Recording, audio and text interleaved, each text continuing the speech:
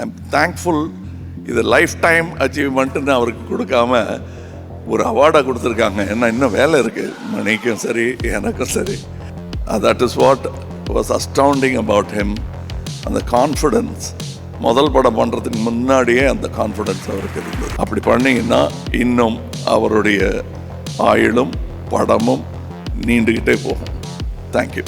எந்த பதட்டமும் இல்லாமல் நாயகன் படத்தும் போது எப்படி வேலை பார்த்துட்டு இருந்தோமோ அப்படி தான் வேலை பார்த்துட்டு இருக்கோம். சார் நீங்களும் கமல் சாரும் பண்ணுற படம் அதை பற்றி ஏதாவது ஒரு அப்டேட் மட்டும் தான் எனக்கு அது ப்ரொடியூசர் சொல்லுவார். எங்களுக்கு கிடைச்ச அவார்டு எல்டான்ஸ் ரோடில் கனவுகளோடு நின்றுட்டு இருந்த 2 இளைஞர்கள்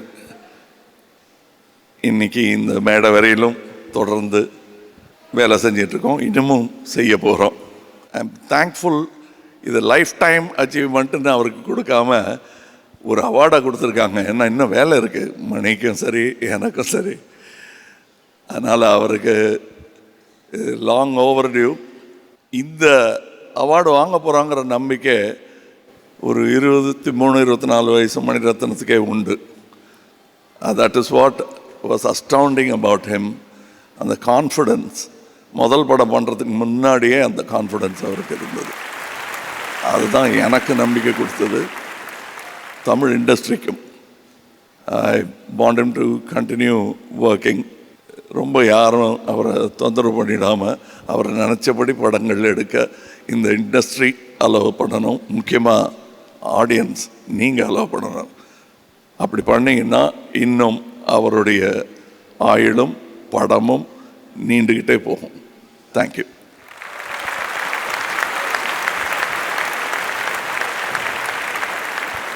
இப்போ நாங்கள் உங்களை கேள்வி கேட்கறத விட அவங்க எல்லாரும் ஆளுக்கு ஒரு கேள்வி கேட்டால் நல்லாயிருக்கும்னு நினைக்கிறேன் மணி சார். நான் வந்து ஃபஸ்ட்டாக அசிஸ்டன்ட் டைரக்டர் ஆகணும்னு நினச்சும்போது 2 பேர்த்திட்ட சேரணும்னு நினச்சேன். ஒன்று மணிரத்னம் சாரும் ஒன்று கமல் சாரும். ஸோ அதே ஸ்டேஜில் அவங்க கூட இந்த இடத்துல நிற்கும்போது எனக்கு பெருமை தவிர வேறு பேசுகிறதுக்கு ஒன்றும் இல்லை. And keep inspiring as sir, அது ஒன்று தான். பட் நீங்கள் கேள்வி கேட்க சொன்னீங்கல்ல சார்கிட்ட ஏதோ ஒன்று. சார் நீங்களும் கமல் சாரும் பண்ணுற படம் அதை பற்றி ஏதாவது ஒரு அப்டேட் மட்டும் தான் கொடுங்க எனக்கு அது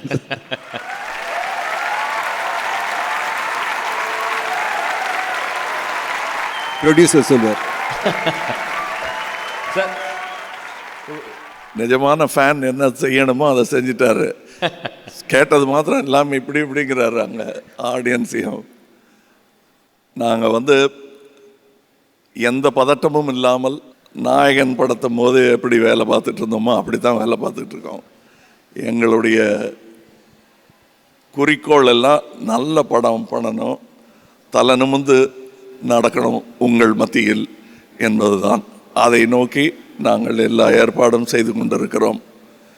இந்த தாடி கூட தான் என்னென்னத்தெல்லாம் வளர்த்துக்க முடியுமோ அதெல்லாம் வளர்த்துக்கிட்டு இருக்கோம் எங்களுக்குள்ள. நன்றி. இதான் அப்டேட்.